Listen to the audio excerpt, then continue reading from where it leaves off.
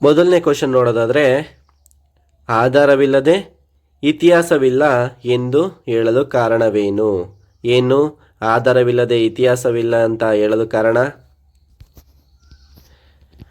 ಆಧಾರಗಳು ಇತಿಹಾಸವನ್ನು ಸುಂದರವಾಗಿಸುತ್ತದೆ ಅಂತನಾ? ಇಲ್ಲ, ಆಧಾರಗಳಿಲ್ಲದೆ ಇತಿಹಾಸವನ್ನು ನಿರ್ದಿಷ್ಟ ಮತ್ತು ಖಚಿತವಾಗಿರುವುದಿಲ್ಲ ಅಂತನಾ?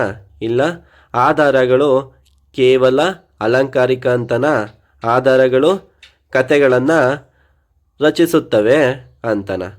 ಆಧಾರವಿಲ್ಲದೆ ಇತಿಹಾಸ ಇಲ್ಲ ಅಂತ ಹೇಳೋದು ಕಾರಣ, ಆಧಾರಗಳಿಲ್ಲದೆ ಇತಿಹಾಸವನ್ನು ನಿರ್ದಿಷ್ಟವಾಗಿ ಮತ್ತು ಖಚಿತವಾಗಿ ಹೇಳಲು ಸಾಧ್ಯವಿಲ್ಲ. ಅದಕ್ಕೆ ಆಧಾರವಿಲ್ಲದೆ ಇತಿಹಾಸವಿಲ್ಲ ಅಂತ ಹೇಳ್ಬೋದಾಗಿದೆ. ಮುಂದಿನ ಕ್ವಶನ್ ನೋಡೋದಾದರೆ, ಇತಿಹಾಸದ ಆಧಾರಗಳಲ್ಲಿ ಪ್ರಮುಖವಾಗಿ ಎಷ್ಟು ವಿಧಗಳಿವೆ? ಎಷ್ಟು ವಿಧಗಳಿವೆ ಈ ಇತಿಹಾಸದ ಆಧಾರಗಳಲ್ಲಿ? ಒಂದು ವಿಧ ಇದೆಯಾ? ಇಲ್ಲ 2 ವಿಧ ಇದೆಯಾ? ಇಲ್ಲ 3 ವಿಧ ಇದೆಯಾ? ಇಲ್ಲ 4 ವಿಧ ಇದೆಯಾ? ಇತಿಹಾಸದ ಆಧಾರಗಳಲ್ಲಿ ಪ್ರಮುಖವಾಗಿ 2 ವಿಧಗಳಿವೆ.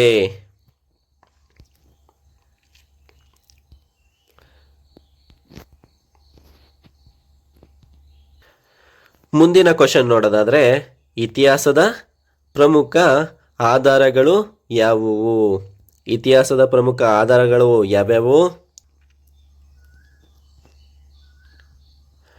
ಮುಂದಿನ ಕ್ವಶನ್ ನೋಡೋದಾದರೆ, ಇತಿಹಾಸದ ಹಿನ್ನೆಲೆಯಲ್ಲಿ ಸಾಹಿತ್ಯ ಎಂದರೇನು? ಇತಿಹಾಸದ ಹಿನ್ನೆಲೆಯಲ್ಲಿ ಸಾಹಿತ್ಯ ಅಂದ್ರೇನು? ಕೇವಲ ಕಾವ್ಯ ಅಂತನಾ? ಇಲ್ಲ ಬರವಣಿಗೆ ಅಥವಾ ಬಾಯಿಯಿಂದ ಬಾಯಿಗೆ ಹರಿದು ಬರುವ ಸಂಗತಿಗಳು ಅಂತನಾ? ಇಲ್ಲ ನೃತ್ಯ ಮತ್ತು ಸಂಗೀತ ಅಂತನಾ? ಇಲ್ಲ ವಿಜ್ಞಾನ ಆವಿಷ್ಕಾರಗಳು ಅಂತನ? ಯಾವುದು ಇತಿಹಾಸ ಹಿನ್ನೆಲೆಯಲ್ಲಿ ಸಾಹಿತ್ಯ ಅಂದರೆ? ಬರವಣಿಗೆ ಅಥವಾ ಬಾಯಿಂದ ಬಾಯಿಗೆ ಹರಿದು ಬಂದಿರುವ ಸಂಗತಿಗಳು ಅಂತ ಸಾಹಿತ್ಯನ ಈ ಇತಿಹಾಸ ಹೇಳುತ್ತೆ. ಮುಂದಿನ ಕ್ವಶನ್ ನೋಡೋದಾದರೆ, ಸಾಹಿತ್ಯ ಆಧಾರಗಳಲ್ಲಿ ಎಷ್ಟು ವಿಧಗಳಿವೆ? ಎಷ್ಟು ವಿಧ ಇದೆ ಈ ಸಾಹಿತ್ಯ ಆಧಾರಗಳಲ್ಲಿ? ಎಷ್ಟು? 2 ವಿಧಗಳಿವೆ.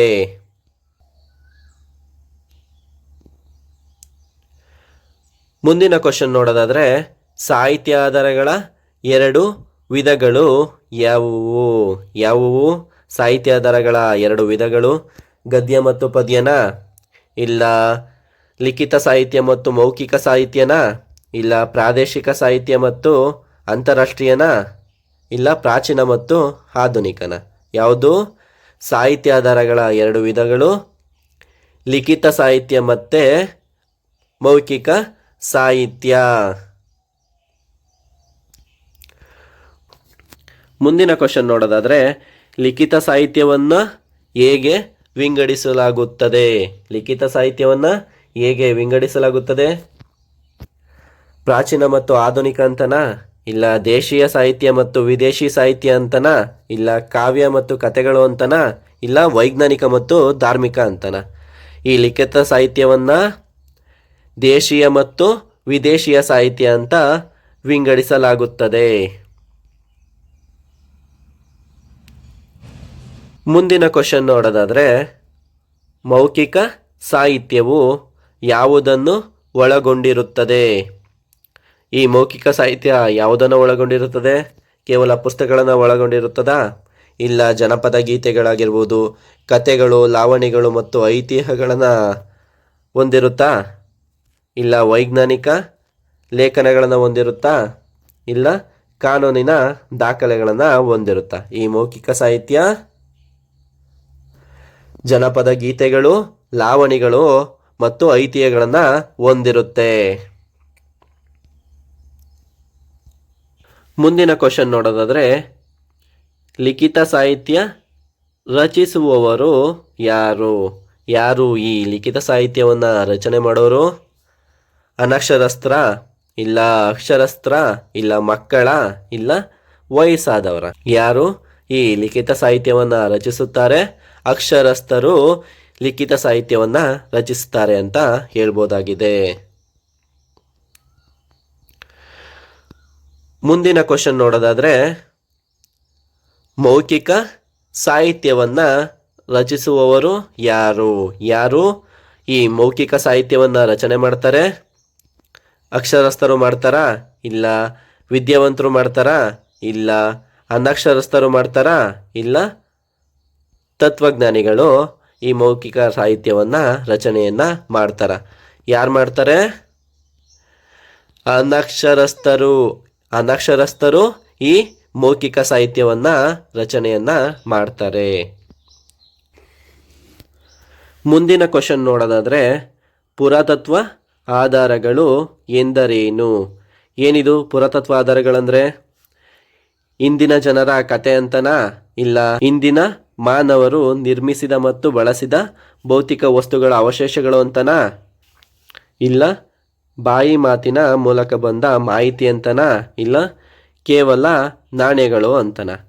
ಇಂದಿನ ಮಾನವರು ನಿರ್ಮಿಸಿದ ಮತ್ತು ಬಳಸಿದ ಭೌತಿಕ ವಸ್ತುಗಳ ಅವಶೇಷಗಳು ಅಂತ ಆನ್ಸರ್ ಆಗುತ್ತೆ.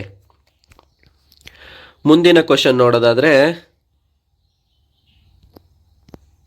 ಭೂಮಿಯ ಒಳಗೆ ಹುದುಗಿ ಹೋಗಿರುವ ಅವಶೇಷಗಳನ್ನು ಯಾವುದರ ಮೂಲಕ ಹೊರತೆಗೆಯಲಾಗುತ್ತದೆ? ಭೂಮಿಯ ಒಳಗೆ ಹುದುಗಿ ಹೋಗಿರುವ ಅವಶೇಷಗಳನ್ನು ಯಾವುದ್ರ ಮೂಲಕ ಹೊರತೆಗೆಯಲಾಗುತ್ತದೆ? ನೀರಿನ ಮೂಲಕ ಹೊರತೆಗಿತಾರಾ? ಇಲ್ಲ ಉತ್ಖನನ ಮೂಲಕ ಹೊರತೆಗಿತಾರಾ? ಇಲ್ಲ ಬೆಂಕಿಯ ಮೂಲಕ ಹೊರತೆಗಿತಾರಾ? ಇಲ್ಲ ಗಾಳಿಯ ಮೂಲಕ ಹೊರತೆಗಿತಾರ? ಭೂಮಿಯ ಒಳಗೆ ಹುದುಗಿ ಹೋಗಿರುವ ಅವಶೇಷಗಳನ್ನು ಯಾವುದ್ರ ಮೂಲಕ ಹೊರತೆಗಿತಾರೆ? ಉತ್ಖನನ ಮೂಲಕ ಹೊರತೆಗೆಯುತ್ತಾರೆ. ಮುಂದಿನ ಕ್ವಶನ್ ನೋಡೋದಾದ್ರೆ, ಪುರಾತತ್ವ ಆಧಾರಗಳ ವ್ಯಾಪ್ತಿಗೆ ಯಾವುವು ಒಳಪಡುತ್ತವೆ? ಪುರಾತತ್ವ ಆಧಾರಗಳ ವ್ಯಾಪ್ತಿಗೆ ಯಾವುವು ಒಳಪಡುತ್ತವೆ? ಹಾಡುಗಳು ಮತ್ತು ಕವನಗಳ? ಇಲ್ಲ ಮಡಿಕೆ ಚೂರುಗಳು, ನಾಣ್ಯಗಳು, ಶಾಸನಗಳು, ಸ್ಮಾರಕಗಳು ಮತ್ತಿತರ ಅವಶೇಷಗಳ? ಇಲ್ಲ ಕಥೆಗಳು ಮತ್ತು ಐತಿಹ್ಯಗಳ? ಇಲ್ಲ ಪೇಂಟಿಂಗ್ ಮತ್ತು ಶಿಲ್ಪಗಳ? ಪುರಾತತ್ವ ಆಧಾರಗಳ ವ್ಯಾಪ್ತಿಗೆ ಒಳಪಡುವವು ಮಡಿಕೆ ಚೂರುಗಳಾಗಿರ್ಬೋದು, ನಾಣ್ಯಗಳಾಗಿರ್ಬೋದು, ಇಲ್ಲ ಶಾಸನಗಳಾಗಿರ್ಬೋದು, ಇಲ್ಲ ಸ್ಮಾರಕಗಳಾಗಿರ್ಬೋದು, ಮತ್ತಿತರ ಅವಶೇಷಗಳು ಒಳಪಡ್ತವೆ ಅಂತ ಹೇಳ್ಬೋದಾಗಿರುತ್ತೆ. ಮುಂದಿನ ಕ್ವಶನ್ ನೋಡೋದಾದ್ರೆ, ಉತ್ಖನನ ಎಂದರೇನು? ಉತ್ಖನನ ಅಂದರೆ ಏನು? ಕತೆಗಳನ್ನು ಹೇಳುವುದು ಅಂತನಾ? ಇಲ್ಲ ಮಾನವ ಪ್ರಾಚೀನ ಅವಶೇಷ ಅಥವಾ ಪಳೆಯುಳಿಕೆಗಳನ್ನು ಹೊರತೆಗೆಯಲು ನಡೆಸುವ ವೈಜ್ಞಾನಿಕ ಭೂ ಅಗೆತ ಅಂತನಾ? ಇಲ್ಲ ನೀರನ್ನು ಹೊರತೆಗೆಯುವುದು ಅಂತನಾ? ಇಲ್ಲ ಮರಗಳನ್ನು ನೆಡುವುದು ಅಂತನಾ? ಏನಿದು ಉತ್ಖನನ ಅಂದರೆ? ಮಾನವನ ಪ್ರಾಚೀನ ಅವಶೇಷ ಅಥವಾ ಪಳೆಯುಳಿಕೆಗಳನ್ನು ಹೊರತೆಗೆಯಲು ನಡೆಸುವ ವೈಜ್ಞಾನಿಕವಾದ ಭೂ ಅಗೆತವನ್ನು ಉತ್ಖನನ ಅಂತ ಕರಿತೀವಿ.